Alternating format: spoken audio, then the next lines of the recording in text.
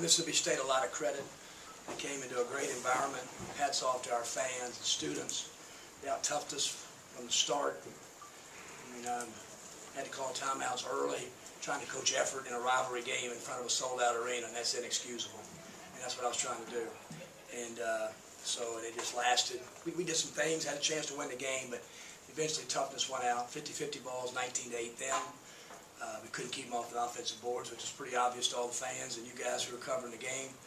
And so that's just kind of what it was. Great environment, and they just, you know, obviously the freshman Reggie Perry was like a man among boys, front line. Both of our centers, Bruce and Dom, played 40 minutes combined, no defensive rebounds. It's almost impossible. Blake Henson not rebounding the ball, and so just they made a lot of good plays. So give Mississippi State a lot of credit. Kermit, you talked about y'all earlier this week about y'all's decision making not always being at the level it needs to be. Do you think some of those possessions down the stretch were reflective of that? Q made a great steal on a dribble hammer play. He smelt it out, and I thought it was a good play by him there. And, you know, so, I mean, they have more turnovers than we do.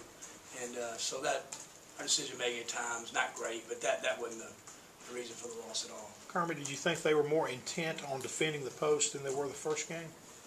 I don't know. I mean, they were switching and putting their perimeter guys on it. So they were doing that so obviously they didn't have any respect for our post. We were putting guards down there. We couldn't take advantage of it. Finally, we did with Bruce, you know, and then they kind of stopped switching. You know, it was a one-possession game. We got the ball right into Bruce, you know, on a set play at about 3 feet, and we'll watch the tape and see what happened, you know, but I thought it made a strong move. You know, at the end of the day, they shoot 28 free throws, we shoot 14. They're most aggressive team, went to the line more, and that's kind of the game. What do you attribute the lack of aggressiveness to? Is it some decline in confidence? Oh, no, not confidence. How does confidence affect effort? How does confidence ever affect effort? No way that would ever happen. At least I've never been on a team where confidence affected effort.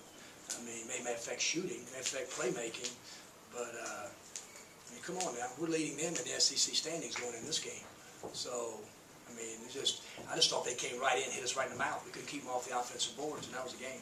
What weren't you getting from Dom today that maybe he has given you? Wouldn't rebound the ball, wouldn't pursue balls, just late to everything, you know, and then, you know, and Bruce came in, I thought did some pretty good things, you know, but Bruce can only play about 2 minutes. He always has to come out. And so it's frustrating at times, but that's just kind of where we are right now. That's where we are. But Dom's made a lot of progress, but he didn't show it today. KJ started in place of Blake, gets 4 rebounds, second to TD, but other than that, really struggled on that end. What was well, you know, stack another good game. Well, he's struggled with their length. KJ's got to understand. I mean, you can't just flail away in this league off 1 foot and expect somebody to give you a call. I mean, it is a big boy league, and you got to get in on 2 feet, and you got to shot fake, and at times make others better. And so their length and their physicality bothered him early. You know, I just thought Blake needed a new change of scenery to come off the bench, and he had some moments, but he couldn't rebound the ball. He couldn't rebound it, and so he got 1 rebound in 27 minutes. You've kind of avoided talking about the freshman wall, especially with Blake.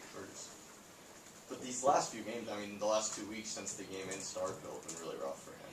Yeah, so I've got, I think that's the biggest forest in all of athletics, a freshman wall. I've said that before. I'm not trying to embarrass you at all. I've said it from day one. I mean, Reggie, he's not hit a freshman wall. Just talent and toughness. That's what it is. That allows guys to hit, I guess, a so-called wall. I don't agree with that at all. Not at all. These guys 18 years old. We manage their bodies.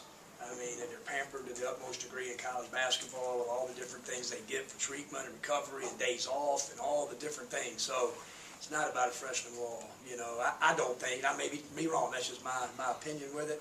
I just thought that the toughness part today, I mean, you know, 2 or 3 weeks ago, I mean, obviously Blake made shots. You know, just made shots.